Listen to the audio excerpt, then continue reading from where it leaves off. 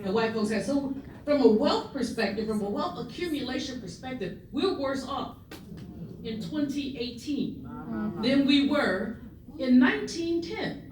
We were enslaved, or just out of enslavement. None of all these degrees, Mark, you talked about degrees, all these degrees folks got running around. Well, we didn't have those degrees then. The 1 in 100 of us had gone to college. Many of our HBCUs were no better than, high schools really. Did not have endowments. Our sisters, our church-going brothers and sisters were frying chickens and baking cakes for our HBCUs. But we were able to accumulate in ways that we never had before. Now, what had happened? Well, first of all, there is nothing trifling about the Black community collectively. When people start talking about the wealth gap, they will tell you that we have some deficiency. We do not. That's right. What we do is we live in an era, and we have lived in eras through hostility and something that I call economic envy.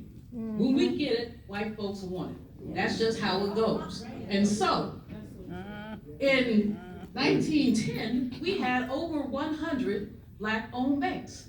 Now we have 23. Now, some of it was changing in banking regulation that happened deliberately. There was a brother in Richmond, Virginia, John Mitchell. Now, he was something else. He had a FUR, before anybody else did. Had a Cadillac. He was ostentatious. They took his bank. They said the Negro was arrogant. They wrote it down, put it on a piece of paper. Maggie Lena Walker, in contrast, one of his contemporaries, was the first Black woman to start a bank. It was called Penny Savings Bank, St. Luke's Penny Savings Bank. It ended up consolidating in 1929, 1930, and it became Consolidated Savings Bank. That bank thrived, and hundreds, if not thousands, of people in Richmond in the 1920s got their homes because Consolidated was lending money to Black people when other people would not. So it's important to understand we have made economic progress, but that people jump up in our faces and take our stuff. Economic envy is real. Tulsa, Oklahoma was about economic envy. Now, the story that some people will tell you, the melanin deficient will tell you that Tulsa was about Dick Rowland, young shoe shine guy, 19, raped or assaulted Sarah Page, 17-year-old elevator operator. Not. What Dr. Olivia Hooker died not too long ago in November, and Dr. Hooker was just something else, but she was 6 when it happened.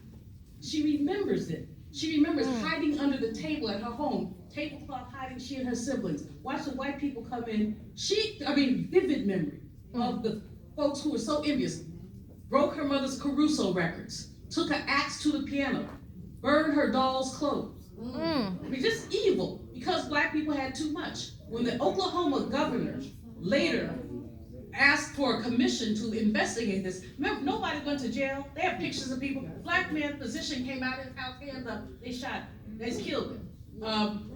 We don't know how many people were killed. Some people say 300, some say 600. We know that 35 square blocks were eviscerated. We know that millions of dollars were lost. Yes. And we know that nobody paid anything. In fact, the Red Cross didn't even want to go to Tulsa. They ended up going through some external forces, but they didn't want to come. They had us in concentration camps, y'all.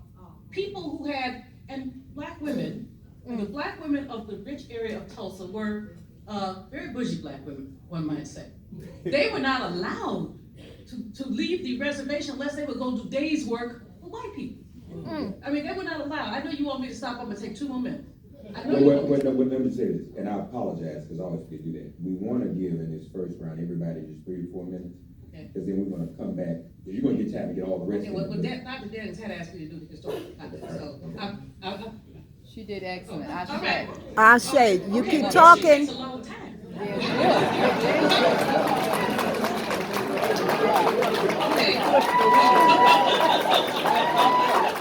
Anyway, the Tulsa piece you all must just deal with.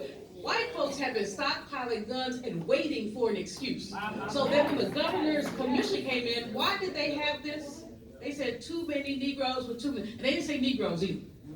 Too many, you know what, with too much money. And so we need to be clear that anytime we accumulate there has been public policy to take from us. We should also be clear that public policy has conspired against us. The GI Bill, so many other things. I am gonna stop, but when you look at public policy, look at the ways that we have systematically been discriminated against, systematically taking our stuff. And so now it's time, as I listened to Mayor Baraka this morning and listened to so many others, when there is vacant land, it needs to be redistributed to the people who have been systematically sidelined. You know, when there are opportunities, they need to be distributed to the people who have been systematically sidelined. It is inexcusable. It is utterly inexcusable for this wealth gap to exist as hard as Black people work. And don't let anybody ever tell you that we don't work hard. Final point, or he snatched the mic, and he will do. The final point is when we look at all of this in the context of economic envy and all this other stuff, we must look at the ways that we have to resist. We must look at the resistance that we must put out there. We have Black mayors who do not have the sensibility of a Ras Baraka. Never met. Woo! They never met a developer that they don't want to slow dance with. And to our detriment. We have Black city council people taking money under the table so that they can exploit our people. We cannot have that. That's right. Final point. Financial literacy is not public policy. Financial literacy is not public policy. We must be responsible stewards of that which we've been blessed with. We must save